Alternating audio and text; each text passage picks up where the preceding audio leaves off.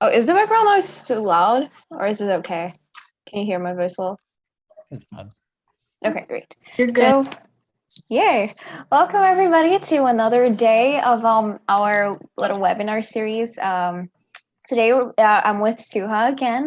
We're talking more about being a first generation low income student in the application process, also some organizations that can help with applying and scholarships because free money is better money. So, okay. So just as a reminder, yesterday was introductions. Today we're talking about being a FGLI, which is something you probably get used to hearing a lot throughout the application process in your senior year. And then tomorrow I'll be with Fong doing some financial aid introductions. And then Thursday will be essay advice, and Friday we're gonna be do a quite nice panel. I'm very excited about mental health. So now just I guess to begin talking about our own experiences, some vocabulary that will probably drop a lot throughout this week, and I realized, hey, it's better if we just keep it in one place so you know what this actually means. First, early decision is when you apply, usually around early November, and it is binding, which means that once you apply to this school and you get in, you have to go to this school. Early action is more or less at the same time as early decision, but the thing is, you're not obliged in any way to go. Early decision, a couple of schools that do it is Boston University. Columbia does it as well. Early action, MIT and Stanford. Don't hold me on to Stanford, but I'm sure MIT is also early action. And then regular decision is usually around January. This year has been a little bit different. Some schools actually delayed their deadline a little bit, but it's usually around the very first week of January, and it is non-binding, so you can apply to as many schools as you'd like. And QuestBridge is this organization that we talked a lot about yesterday because we all got into our schools through the QuestBridge application. But QuestBridge in general is an organization that focuses on low-income, high-achieving students, more specifically high school students, so that they can get into college. And the National College Match is a process done through QuestBridge. So you have an entire process. We're going to talk about it later. And it is also binding. And so the Common and Coalition apps, they are the applications most people use. I used Common App quite a few times. And they're not quite like QuestBridge. Everybody can use it. You don't need a whole application in order to see if you can apply in the first place. And it's just easier. I'm also going to talk a little bit more on those differences later. And just one thing a lot of people actually don't know about is Flyins, which a bunch of schools actually do in early senior fall, which is you have this usually much shorter application to fill out. And seniors from underrepresented backgrounds, either ethnically, racially, or even socioeconomically, I think they focus a lot on that as well, can visit the actual university and learn more. Usually they pay for your flight. Last year, of course, that wasn't the case. Everything was shut down. Hopefully they'll be able to return some of those activities this year. I'm not so sure though. I applied to one and got in. That was MIT's Fly-In. It's called WISE, Weekend Immersion in Science and Engineering. I got that right. And it was super fun. It was actually one of my favorite parts, I think, of all the applications process. I got to meet a bunch of people that were actually in the same situation that I was, were also passionate about following a STEM career and wanted to apply to MIT. And also I got a chance to talk to current professors, current students, and admissions officers, which was super fun. I was actually in an admitted students event recently, and they remembered me, and we were talking just because we actually had the opportunity to get that close and talk to them. And we did a whole channel on Slack, which was super fun. they're honestly people. You would be surprised to see how cool human beings admissions officers actually are. And fly-ins are exactly so. Students from underrepresented backgrounds can actually get to the point where they see themselves going to the college, and that really helped me with MIT and gave me the confidence that I think I was really needing at that time to actually go and apply. And so, what have our experiences been as first generation students? As I mentioned a little bit before, both me and Suha are recent immigrants from to the United States, and I just wanted to take a list a little bit. So, like, if I can share, and then you can share a little bit too, Suha, on what it has been to apply. It's definitely, I guess, a little bit scary because we don't. I at least had to learn a lot of it by myself. Um, but it's definitely great to find other people in the same situation as you, and that's partly why I also wanted to do this whole series, so you can get connected, you can find other people that, hey, we're clueless too, maybe we can help learn this together. And it was definitely amazing to find resources at Cypress that were able to help us, especially those handy dandy fee waivers, because the prices really pile up. What do you think, Suha?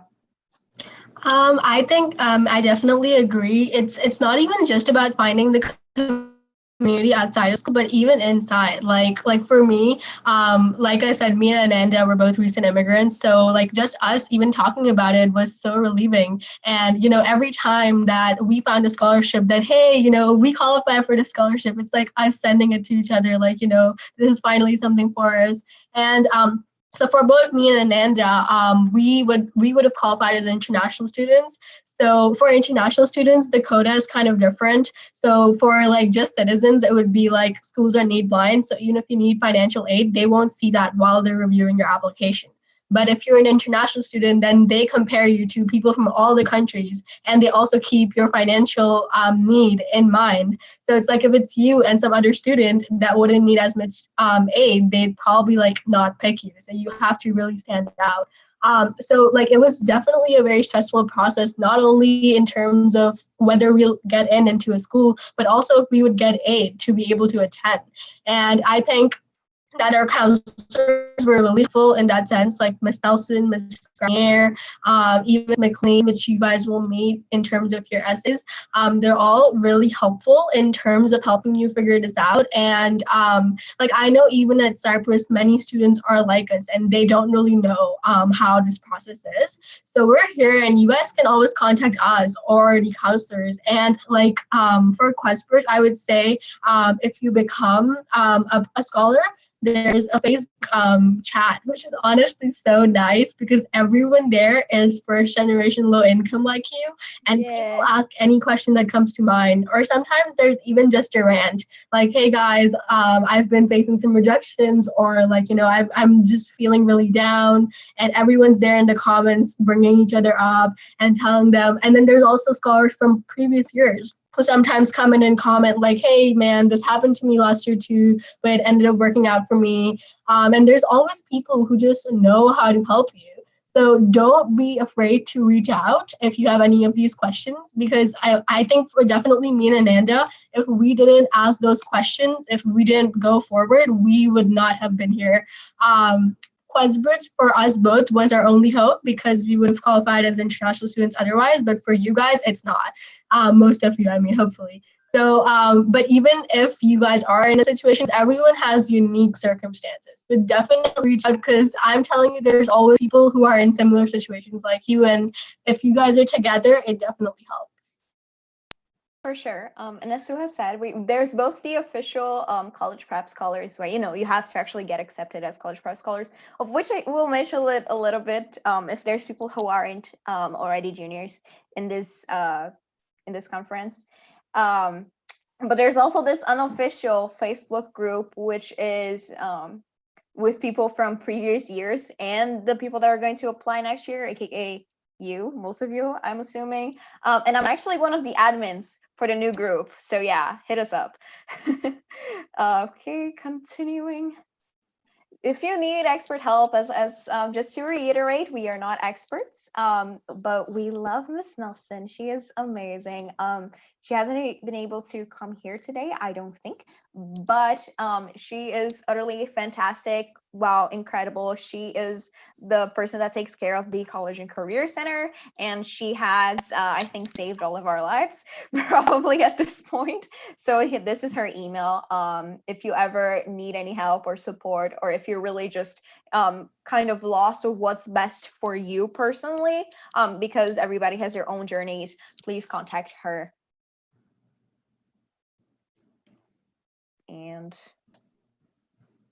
okay, great. And now just moving forward, some organizations and how they can help you in your college process.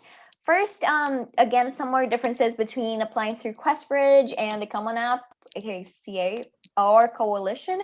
Common App and Coalition, I just put them under one group because they're quite similar. The largest difference is that Coalition serves a lot less schools because they need to serve they need to reach certain standards in order to be able to be in Coalition.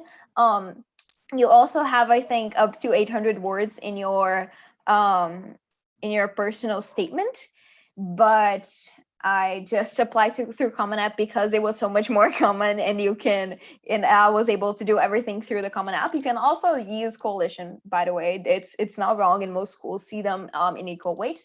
But specifically talking about those two versus QuestBridge, the QuestBridge actually has a much earlier deadline, which is due late September. I think for us it was something like September 29th. While yeah, and you can't change your main QuestBridge application, which you submit on the late September. You can't change it even if you're using it to apply in, say, January. While in the Common App and Coalition, you can change it until up to the point where you apply to that specific school. QuestBridge is much more focused on first generation low income students. There's some prerequisites. The household makes, for 4 people, makes up to $65,000 per year. That's not a harsh number. If you can, sorry, you have space to explain your situation. And if you still think you definitely deserve to do it, and if you're on that situation, then by all means, please apply. It also takes into account assets. You have a space to explain your financial situation. So it's definitely much more flexible than that. But they also have a preference for first generation students, although that's definitely not necessarily. There's a bunch of people that apply to it without being first generation, and it's for high achieving. That's usually measured through test scores, but not necessarily, especially this year and for 2022. It's much more about, hey, are you taking the hardest classes you can be taking? Are you working hard? Do you have that pattern throughout high school? And that's more or less what qualifies as high achieving. And then, okay. Also, QuestBridge has a bunch more essays. The Common App only has one with 650 word limit, plus the individual supplements for each school, of course. And QuestBridge has a lot more. We're not going to touch specifically on all of the essays that you need to do. Yes, it's kind of a lot. I personally think that's a good thing. You have more options to showcase your personality, who you are. You know, you can be serious, you can be funny, you can be quite random as well. But it can be a little bit scary if you hear all of the different prompts and you're not even sure of what you're going to do. So we're going to be a little bit more general this time. And then just if you choose to do the match is binding. It's much like applying early decision to up to 12 schools. You rank them, but you can only get matched to one of them, which is the highest one you rank that also accepted you. So now I'm going to go over the QuestBridge deadlines a little bit, and I don't want you guys to get overwhelmed, please, because I know I got overwhelmed when I saw this, but it's honestly not that bad. So just to reiterate what Ananda said, if you're applying early decision, then your application deadline will probably be like December, like mid-December, right? But then if you're doing QuestBridge, it's a little bit earlier, and I'll tell you guys why. It's because everyone applying to QuestBridge, they need to first see if you meet the financial criteria, if you're even good enough and a strong candidate to apply to QuestBridge. So in late summer, their application is going to open, and it's completely free. And you can start during late summer as I did. Like I definitely recommend starting in the summer because that saved my life when senior year started. So you're gonna work on that application starting your late summer, and I'm telling you, the earlier you start, the better. Do not save this for last minute. I emphasize this so much. Do not start this last minute.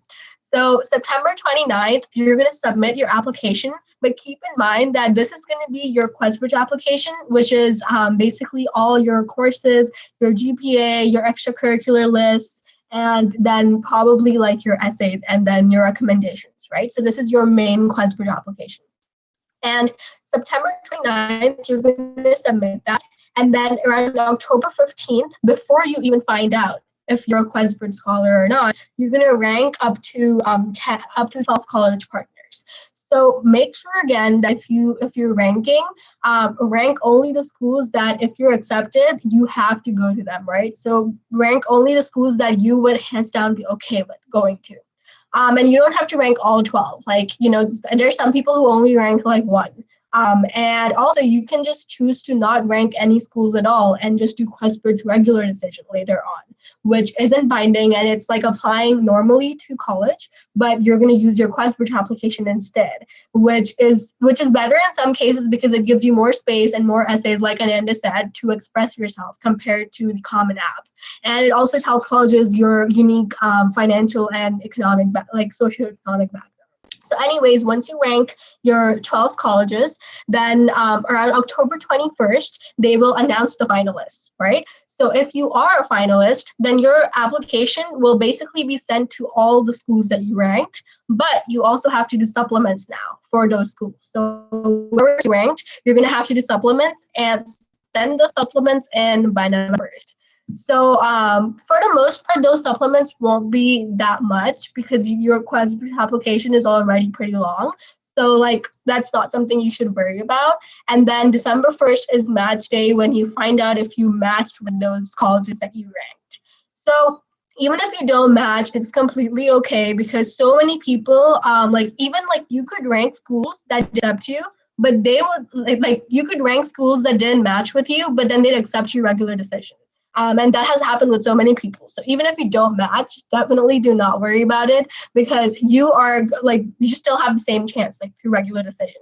And most of the times, schools have quotas. Sometimes they really can't accept more than a few people to match, or sometimes they want to accept you, but they just really can't figure out that financial aid at that time or something. So they'll accept your regular decision. So either way, QuestBridge is not the end of the world. I know so many people for whom the QuestBridge match didn't work out, and then they ended up at the same college partner schools through regular decision. So you'll be fine either way. And just to reiterate, that if you match with QuestBridge, you are probably going to get a full ride scholarship if you match. And even if you don't match and you get in normally, because your situation is the same as any QuestBridge student would be, the schools are going to give you a really good financial aid package regardless. So even if it's not through QuestBridge, you're going to get just as good aid even through regular decision if your financial situation qualifies for what they consider low income. Yeah, exactly. QuestBridge is just one of the many paths that you can take while applying to college. It has worked for both of us, and it was the best path for us. At least, I definitely think my QuestBridge application was much more thorough than my Common App application. But that's very personal. Again, definitely see your priorities, see how your time is, how your QuestBridge application ends up. It is not the end all be all if you don't get finalist or if you don't get matched. That's totally okay. You can also choose to apply to college partners, as Sue has said, through the Common App or Coalition. And Sue, if you could please post that. Yeah, I got it. Thank you. Matriculate is actually this great organizations that I discovered through the Facebook group chat that you have mentioned on ClassBridge. It's an organization that also focuses on low-income, high-achieving students. You can see their criteria to apply over there. They are honestly amazing. You basically get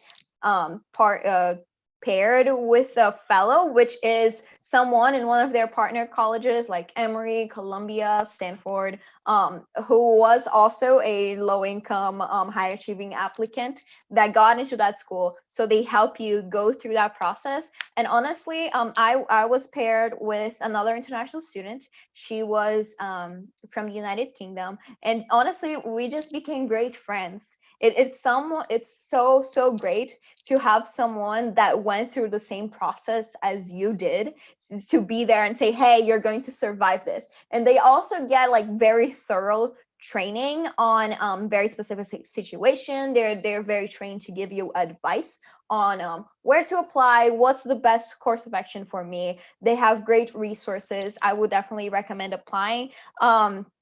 It's like 15 minutes to fill it out. It's really, there's no specific huge essay or anything. It's just putting your information, and they pair you if you fill out for the criteria, they pair you with the student that they think will best match your interests and your background. Oh, whoops, this is. And then, so talking about scholarships, Suha is much more better equipped to talk about this than I am, so I'm gonna hand it to you. Okay, so when it comes to scholarships, one thing I want to say is that you need to understand how the cost of attendance works. So I'm going to first explain that.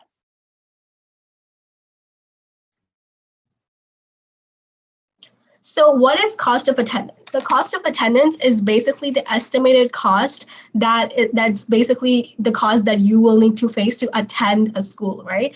And that's not just tuition. So the tuition and the cost of attendance are two separate things. The tuition is just like how much you're paying for like the actual classes, which is usually the same. Like it doesn't really like fluctuate according to the classes you take. It's just like a fixed amount.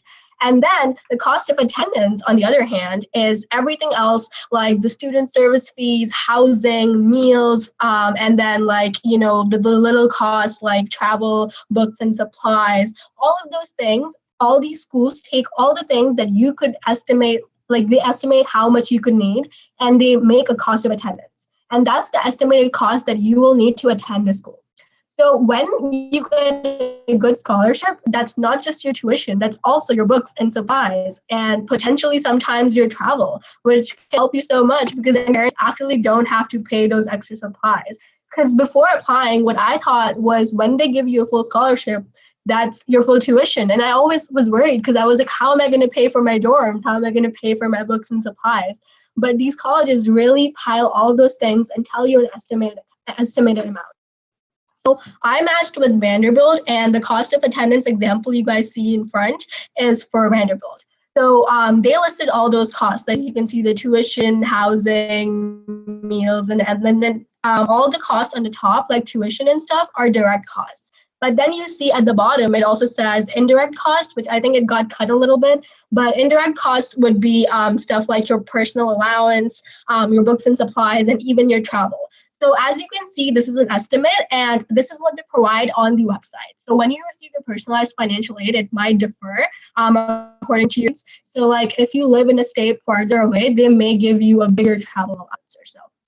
Now, the thing is that the cost of attendance, right? Even if you get a full ride to a school, they want to make sure that throughout those 4 years, you are a independent person. They don't want you to just rely on the financial aid, right? So they will most likely include work study in package, because obviously, first of all, work study is a great way to get experience, and on the campus there's so many good opportunities, and you know, working can be at a science lab. Like you can literally work in a lab with a professor and get paid for it in college, or you could do so many different things that they have on there and get paid for it. So most of the time, even with a full ride scholarship, they will ask you to do some form of work study because they want you to become a self-reliant person. And I think that's great. But I do want you guys to know that even the cost of attendance is an estimate, which means that it's not directly accurate, and there can always be costs that are like other than that sticker price. So I think that having like an outside scholarship can be great because your first semester is going to be a huge change. You're going to be further away from home, like without your parents, you're going to be homesick, and the transition from your school course to your university course is going to be huge, especially at one of these top universities where courses are really hard. It's going to be really like tough, and you're not going to have as much time as you probably did before. So even though having a campus job is great to fulfill that cost of attendance requirement, if your first semester you want to take some time and may not work that first semester to get used to it, having these outside scholarships can be great because however much amount you're supposed to do through work study, you can potentially get that replaced by these outside scholarships. So let's say that you're getting your whole cost of attendance paid, but then they're asking you to like get $2,000 every year through work study, and you got a $2,000 scholarship. You can tell your school about that, and you won't have to work study. And even if you have time, and let's say you decide to get a job, then that cost and whatever you're earning is going in your pocket. So you can do whatever you want with that money if it's already accounted for. So outside scholarships in general can be just great. And also, I would say that there's always costs beside that sticker price. So like club fees. Obviously, there's going to be to pay in school. And then personal expenses, like, let's say you just needed some money for something related to school, but it wasn't accounted in the cost of attendance. It can also be a laptop. Like, laptops are expensive, guys. So getting these scholarships, like from outside, you can actually ask them, like, hey, you would usually help me with my cost of attendance, but my school is giving me a full ride or like a really good amount. So can I use this money for my laptop then? And most of these scholarships are flexible. They will find a way for you to be able to pay for your laptop. And so, like for me, I want to continue music when I go to college. And for me, I'm still like kind of like not at the advanced level. So in order to get involved on the college level, I'm probably going to need like, some more lessons. And so for my college, I've seen that those beginner music courses, they actually cost a little bit outside of my tuition. So if you have to pay something like that, you can always ask those outside scholarships to include that amount, and you won't have to pay that from your pocket. It's like you're already getting outside scholarships to pay for that. And even if you don't have that, you can always apply for need-based scholarships from your school for those programs. So like if you wanted to continue music, you can still ask them and apply for that scholarship. So always there's all these opportunities, but I would say that there's even other stuff like, more travel. So like you saw in the cost of attendance before, there was a travel allowance. But let's say I want to travel way more and see my family because I'm just homesick, right? Having that outside scholarship can help you account for a higher travel allowance if you ask your school. Like, hey, I'm getting all this money. It's just going to go to waste if you don't account, right? So they can help you increase your travel allowance, which is great because then you can literally visit home more, and that's for free because they're paying for that. Okay, One way just one though thing is to add. that Wait, just 1 second, just because I remembered Mhm. it. Indirect costs don't go straight to the college. You don't pay that money to the college. You just include it in the sticker price, aka the cost of attendance. But for example, if you do work study and that they include that in your package, you don't pay whatever salary you get to the college. No, it's about the indirect costs. So they assume you're going to use it for something related to your college experience, but it's not to them. You keep that money and you use it because you need to use it while being a college student. And so it can vary a lot from scholarship to scholarship and from college to college. Your individualized package is very individual, but we're trying to give a more general sense of what you can do and why these scholarships are useful. Yeah. So like I said, it's these indirect costs that are so important because you never know how much they'll fluctuate. So having outside scholarships can definitely help. And one thing I would say though is that like many of these scholarships go directly to your school. So they can only help you to the extent of your need, right? So if your cost of attendance is fully being accounted it, then if it's a scholarship that's going directly to the school, then it's not going to help you much unless you contact your school and maybe ask them, hey, can you increase my cost of attendance to account for a higher travel cost or something to get me this, like, more money. But if you want to use that money directly for, like, let's say your laptop, then maybe make sure that your scholarship goes directly to you. But most of the time, these scholarships go directly to the school. So you kind of have to, like, work with that, and make sure that you are getting that money, because they can't just give you that money in your bank account, because then they have no idea how you're going to use it. So they're most likely going to send that money to the school. But at the same time, that's great, because anything related to school, you can always contact your officials and be like, hey, I kind of need more money. So can you account those money from my outside scholarship? So that's pretty much great.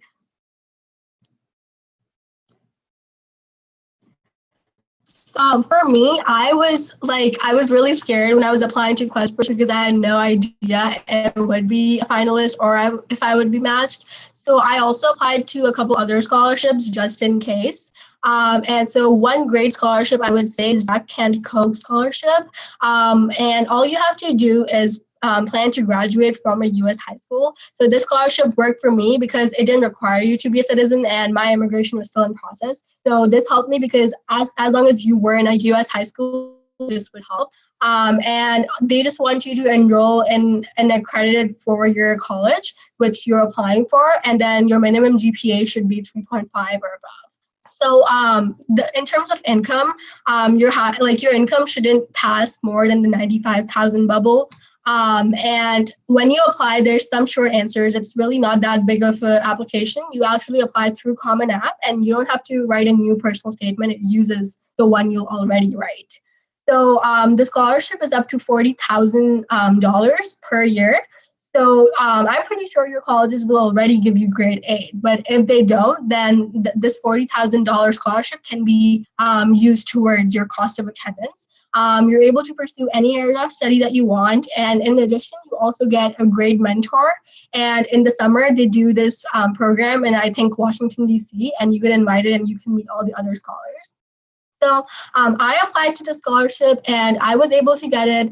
And it's just even though I'm already getting my Questbridge scholarship, so I'm probably not going to get the whole amount because I don't need the whole amount. But it's I can still account that money for any other cost that I have. So it definitely helps. And, you're not going to get all the scholarships you apply to. It's always great to apply to as many as you can. But always remember your college apps, the main ones come first and scholarships second.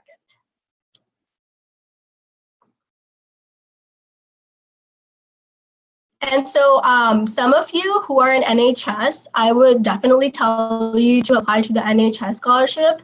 This is heavily essay-based because they ask you about how you've helped the community or any projects you've done, and you have to kind of talk about what you've done. And especially if you have leadership positions in NHS, definitely apply because that helps show them what you've done. So you will need your sponsor approval. So when I was applying, I asked Ms. Gonzalez, and had to write me a recommendation. So make sure you start early because you have to get that approval. But you don't really need any other recommendations. So the application usually opens in October and closes in December. And there's usually one national winner who gets a $25,000 scholarship. And then there's 24 national finalists with around $5,000 scholarships, and then 575 national semifinalists, which is $3,200 in scholarship. So I will reiterate that there's so much money out there. These aren't even the only scholarships. Please, guys, I'm telling you, there's so much money out there, and you just have to look for it. For sure. And also never underestimate the power of small scholarships. They really add up. Me and Suha, as we said, we have a very specific financial situation. That's why I wanted to get someone that's actually a legal resident, aka Fong, to help out tomorrow, because she'll be able to be more relatable, I'm assuming, for most of you. But those smaller local scholarships, they have a much higher, let's say, acceptance rate because there's less people applying, and they add up, especially for these small things. Some of them, actually, as Suha was talking about, they allowed to send them directly to you, so you can spend it on whatever you want instead of sending it to the school. It's really dependent on what scholarship, what school, what your financial aid package looks like. And you probably apply to most scholarships. These specifically are in the fall, but most of actual scholarships are still open during senior spring. So like right now is the time that we are in, is the time to still apply to a bunch more. So don't worry about it too much, but we just wanted to make sure that you know that that sticker price, yes, it is very scary. Yes, it is very high, but it is most likely not what you're going to pay. Actually, I remember seeing something that most people in the United States would pay less to go to Harvard than to go to their state school, exactly because these big schools have such amazing financial aid.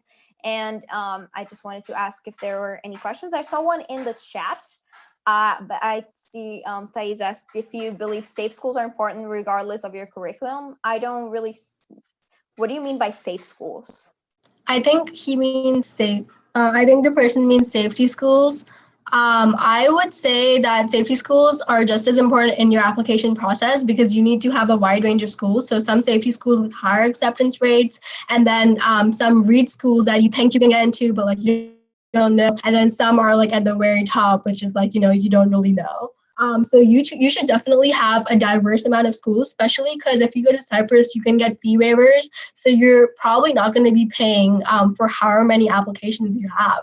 So definitely apply to a wide variety of like schools. And this is not to discourage you from applying to higher institutions, but you should always have a safety in case that something does not work out. There's a bunch of them. Great. And also safety schools are amazing. I can talk about them too much because I didn't really have safety schools. Not in the like high acceptance rate sense, but in the financial aid sense.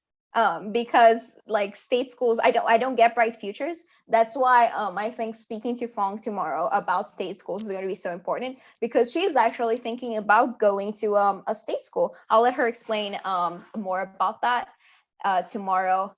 So she definitely has a different perspective on what it's like to get similar aids in state and out of state, and choosing between those two. It's because me and Suha are in a very specific visa-wise situation that unfortunately did not allow us to get as much financial aid from in-state schools as we would have liked. So someone asked, you go. oh, sorry. No, you go. Someone asked that if you get like more scholarship than you need, and if it exceeds the amount you need, does it go back to the pool? So generally, like yes, because if they literally see that your school is paying for everything and you don't need the money, then there's no point really giving you that money because it could go to someone else. So for example, for me, like I got like some scholarships that I don't like, even if I accept them, they won't really help me because my scholarship is already covered. So I'm just going to decline the offer so that it can go to someone else who also applied. And most of the like times, even if you accept those scholarships, they're probably going to tell you like, hey, even if we send it to you, it's not going to help you.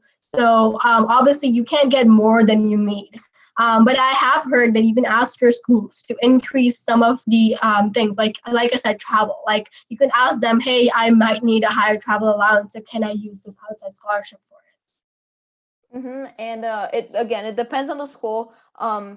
A bunch of schools actually do like first they decrease your financial aid and your work study, then they decrease your financial aid, like their grants, aka they set the money they give you. And then if you talk to them, it depends on the school, it depends on the scholarship, you can actually get money back, which we love. We love financial packages. I see a question on local scholarships. I unfortunately am not eligible because I don't count as local. I don't count. I've been living in Florida for 2.5 years, but I don't count as a Florida resident. So it's very different for me. What about you, Suha? Do you count? It's the same way for me. Like any scholarship that required you to be a U.S. citizen, I could not apply to. But I have heard CocaCola Scholars is one of the really big ones that everyone applies to. And then, like I just because Jack Kent Coke is pretty good. Like you guys can all apply to it. It's also one of the good ones to apply to. But like if local. if you guys mean like I don't really know what you guys mean by local. Oh, like Orlando area. They actually have a bunch Oh, of like very specific niche situations. Miss Nelson, if you have the newsletter on what is it, yeah, she Marshmallow, sends something like that. those. Yeah, she has like a whole spreadsheet filled with local scholarships. But as I said, most of them are actually due your senior late fall slash throughout the entirety of spring. So don't worry about those too much. If you want to apply to more scholarships, I'll definitely say focus on the big ones first, because those have earlier deadlines, and then never ignore the power of small scholarships. And Suha, do And you one thing have, yeah, you. I've heard, just one thing I've heard is that there's so many, like, just look up scholarships. I know there's this website called Unigo and FastWeb, which have a bunch of scholarships. And one thing I've heard about those scholarships is that the one that requires the most work is probably the one the least people are applying to. So I know that when you look at it, you're probably like, this is so much work, I don't want to do it. But also realize that the ones that are literally just like one survey and you get into a scholarship pool, that's hard to get because everyone can fill out that one survey. But if it's asking you for like a 5,000 word essay, probably no one else is going to want to do it. And if you are the only person applying, then you're gonna get the money. So apply to Mhm. the scholarships that look like they're a lot of work because that means there's less people applying. And I see a question on how many colleges you recommend applying to. And I don't know, Suha, do you have any experience on 7-year programs? Because you want to Um, go to med. So I don't know much about the 7-year programs, but I have heard, like, for example, Nova. I don't know where Nova is. It's a Florida school, but I don't know. I think it's in my I don't. Okay, yeah, I'm not sure where it is because I'm not sure. But Nova is really good for dentistry, and I know some people who they can basically get really good aid because it's in state, and they go to the Nova 7-year program, which basically means that usually you'd be doing 4 years of undergrad and then going to dental school. But then their 7-year program is designed in a way that you can basically just, when you graduate from the 7 year, I think you are a dentist. Or it's something like just more like advanced, I guess. Like it's more excelled. Don't take my word on it because I'm not really that experienced with it. So definitely look into it. But I have heard that if you're sure what you want to do, then you should do like, one of those 7-year programs because some schools offer them. But also definitely research more because I don't know. Yeah, I don't want to go into med school. That's a problem. Nah, PhD route. Here we go. But I on the college number, I'm going to say it's very dependent. I applied to 25 schools. I don't know if I would recommend it. I did it because it was kind of shotgunning, in the sense of I knew my acceptance, like the acceptance rate for international students is so low. So it's much harder for me. I actually, out of those 25, I still need to hear back from a couple, but I got into 6. So it has a lot of failures involved in the college application process. I got rejected from a bunch more schools that have a much higher acceptance rates than the ones that I did get into.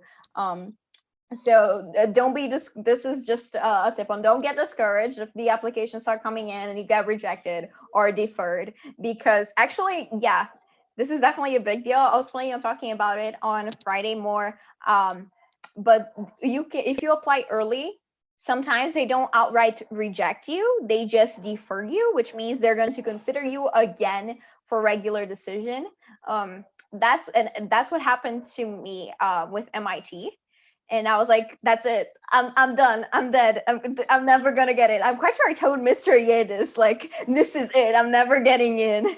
But I did.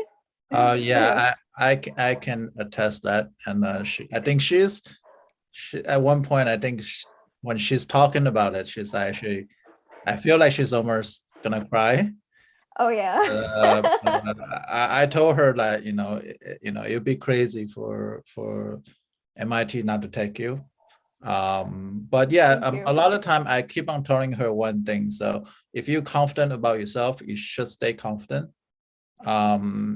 Because you never know. Because you if you don't stay confident about yourself, no one will.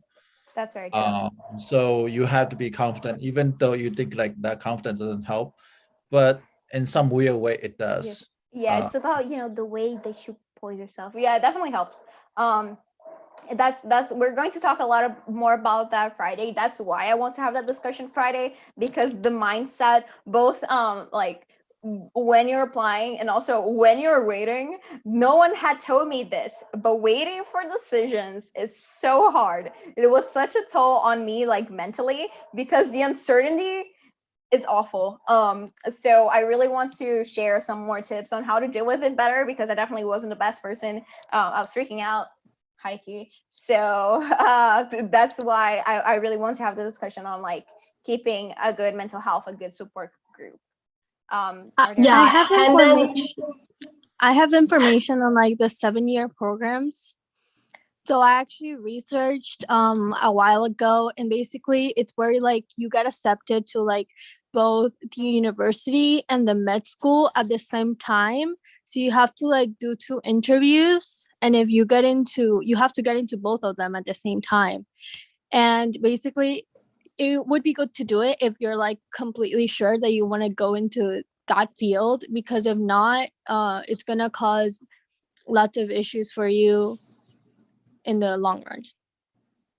yeah, and I wanted to add that going on the topic before, waiting is definitely the hardest part. I had a friend through Questbridge. Again, Questbridge connections are really nice because you get to talk to people. So I had a friend, she applied early to Johns Hopkins, and she was deferred. And then after, they completely rejected her, and she was really upset because that was her dream school.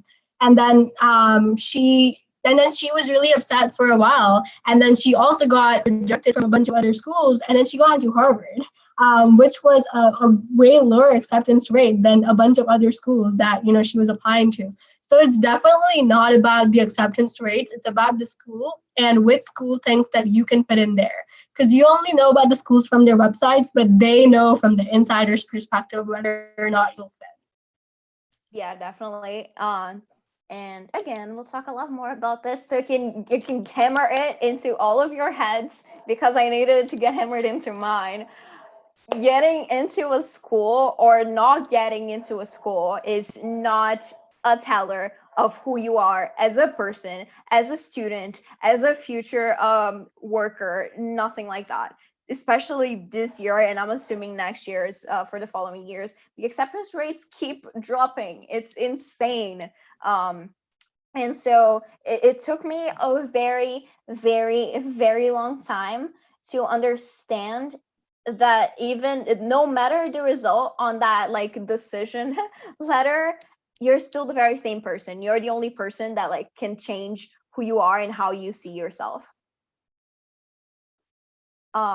No, I did not I did not fill out scholarships during the summer. I don't even know if they have them.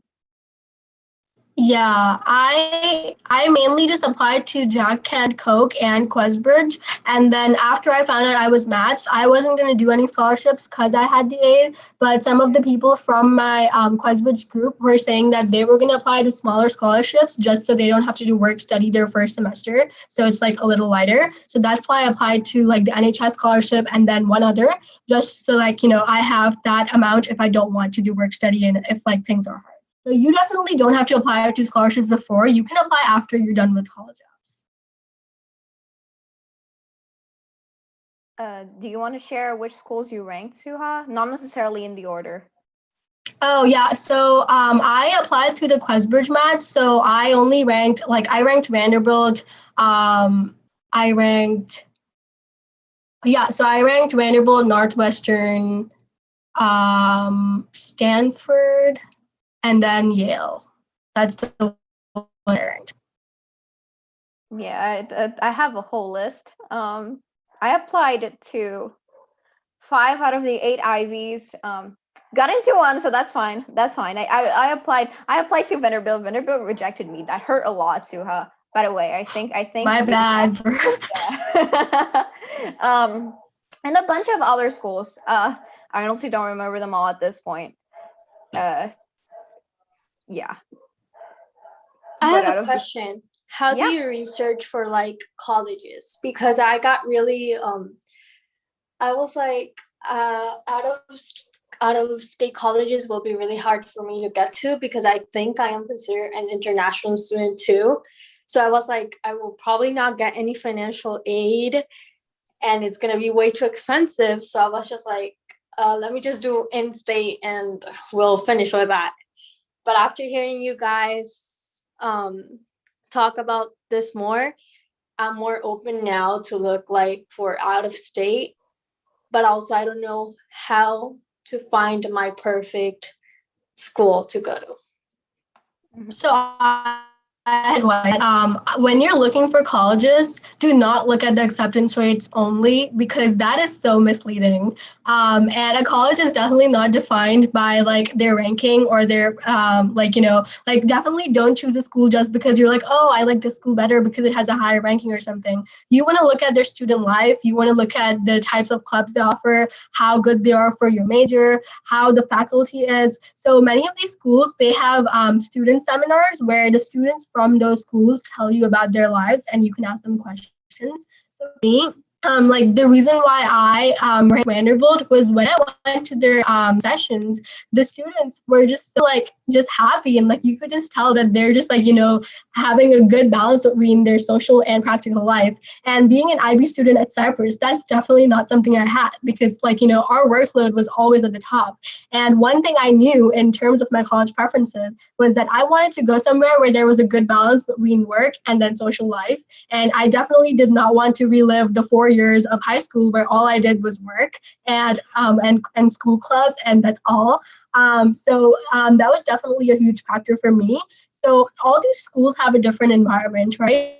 So some are work play hard, some are like known to be like very like rigorous, and then there's less social life. So all these schools have different environments. So definitely look at the environment you want to be outside of just the work. Because remember, you're not going to be living at home. Your home is going to be that college. So Very what true. kind of atmosphere do you want to live in? And what kind of professor do you want around? And just even campus. Like, do you think you would belong in the campus? Do you like the campus? Yeah, and just to add on to that, I really don't think there's just one perfect school for you. I really believe there's several that you can be great and very, very happy at. So it's really just a challenge of finding your priorities. Whether those be, I don't know, a bunch of student clubs, or maybe you want ROTC, or you want a school in a very big city. That if you want West Coast, East Coast, that definitely depends. I know quite a lot of people who are, whatever, as long as it's free, I'm good with it. It's very personal. One thing that I will recommend, as you have said, informational sessions, they really help you get a better idea of what student life is like, because what really makes the school is not necessarily the academics. Of course, they're great, but after a while, I really think there's no largely distinct academically speaking wise, difference between like ranked to number 1 in computer science or number 5. Also because a lot of these schools like artificially raise their acceptance rates. Please, rankings actually lower their acceptance rate so they can increase their rankings.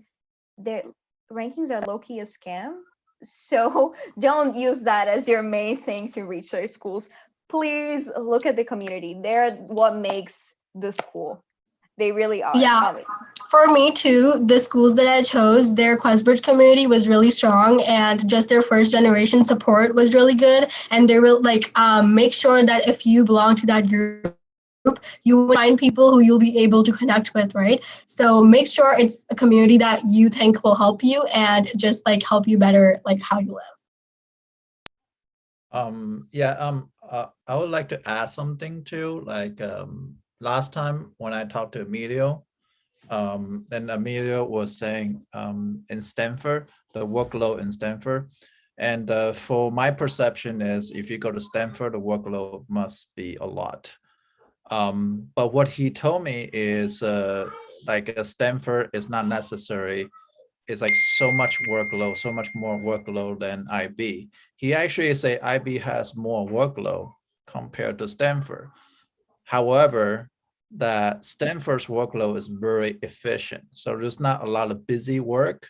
It's a work that is very important for the knowledge. So it's not as much work, it's less work, but you still have to spend a lot of time, but it's very efficient. It's very on target. Instead of like in high school, there was a lot of time we're doing a lot of busy work. So don't let like those Ivy League college like scare you, because according to him, I never went there, so I cannot say for myself, but he, according to what he's saying, is those college did not have as much workload as IB, but they are very on target. They are very efficient. So don't let the workload like deceive you as well. So that's why he was trying to get a message out last time. So that's what I heard. So yeah, and definitely don't go on colleges just based off their names. Like actually look at what they're like besides just prestige, because prestige is only going to matter for like the 5 times someone asks you where you're going to college, and then the other times for the 4 years you're going to live there, and that's what matters more. You definitely want to be a better person when you graduate from there. And like Ananda said, the degrees are probably going to be the same everywhere. Like if you go to UCF, UF, or like somewhere out of state, they're not going to teach you less material in a state school. They're not going to teach you more material at a better school.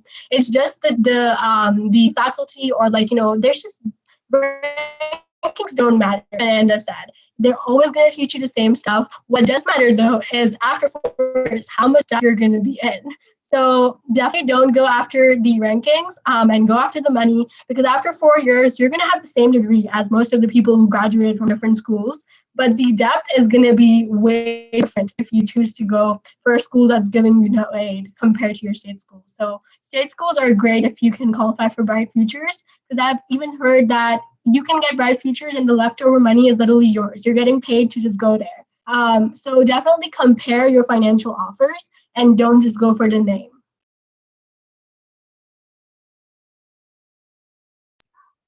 Do you guys have any websites that we can use to like look more into each college and their school life and academics and everything that you guys were talking about? The college's own website, you can visit their website themselves, but also that's a little biased because that's their own website. So one thing I found helpful was going on Reddit and just looking up what students say about their own college. And that's just so, oh God. And that's just so much like better because it's literally students, and on Reddit most people don't have their original names, so you know that they're not biased in any way saying whatever they're saying. So it just gives you an insider scoop on what it's like, and then also go to the sessions of the students there, or how find students who go to those colleges and ask them what their life is like.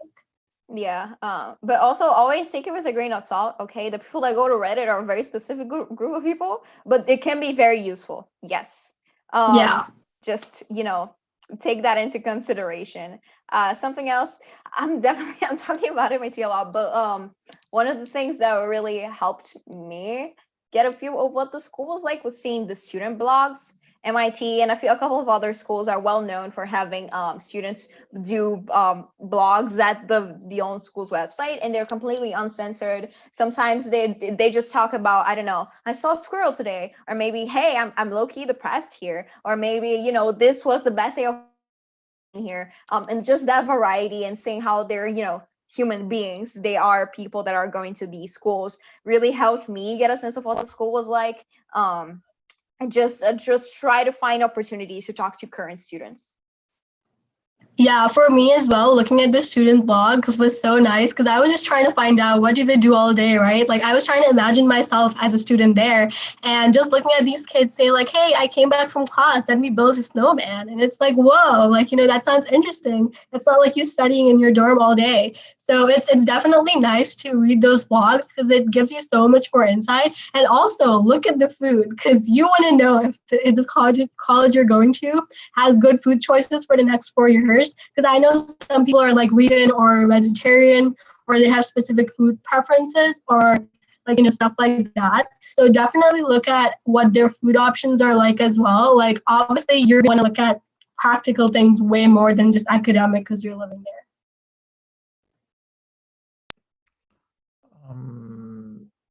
Ananda is like 4.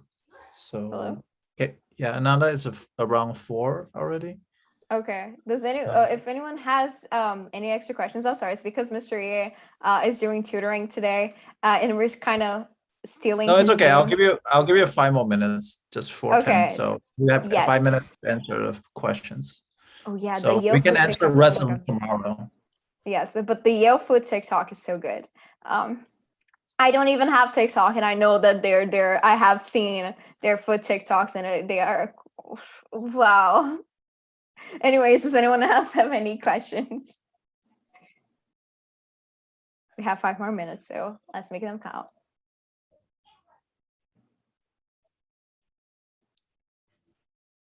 How do you find these informational sessions that you guys are talking about like each school? On their Uh, websites. Yeah, on their website, and you can even subscribe to them, so they'll send you emails every time there's a session or something, and you can just register. Oh, you're welcome. No, thank you. If anyone else has any like extra big questions that they can't be answered in 5 minutes, don't hesitate to text. I'm free. I'm quite sure Sue has too. To remind, we're both at the Remind group chat, and would be very glad to answer any and all of your questions. You're welcome. Yeah, you guys can text us. We're pretty much always there. We are. We don't on the pandemic. We don't have too much to do. So yes, we're usually chilling. You're welcome. No problem. Tomorrow Glad you will guys also came. be great. We're gonna have a lot of fun, and actually, I'm quite sure Fong will be able to talk a lot more about what it's like, being relatively more normal situation of applying for financial aid. You're welcome. See you guys tomorrow. Well, thank Bye, you, guys. Ananda. Thank you, Thank you. Suha, and thank you for people who come in. Of course, and thank you, Um, Mr. Ye, for the Zoom. Yeah, thank you for the Zoom. No problem. for I all mean, of you that's guys. actually, like I say, it's so cool for me to learn stuff as well. So Thank you. that's awesome. Okay, great. One more day. Thanks really.